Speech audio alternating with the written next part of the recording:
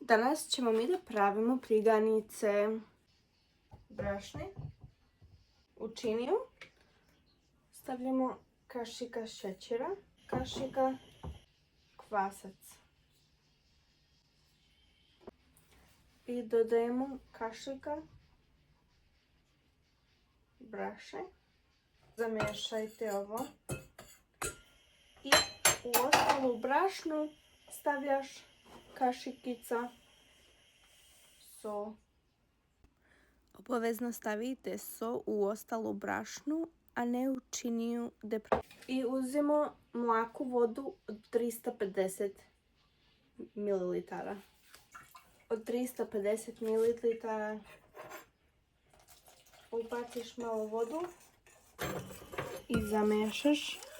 Ja pokrijem papirom i peškirom i ostavi 20 minuta.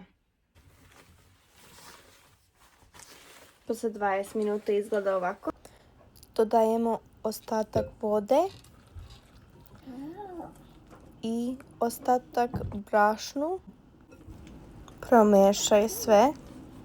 Kada ti je sve dobro promešano, samo aktiviramo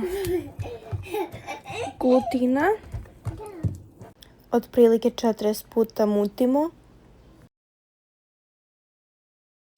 Dok osjećaš da počinje da bude teško da ga zamutiš.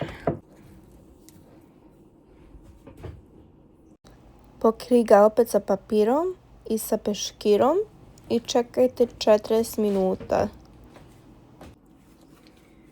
Posle 40 minuta zamiješaj opet.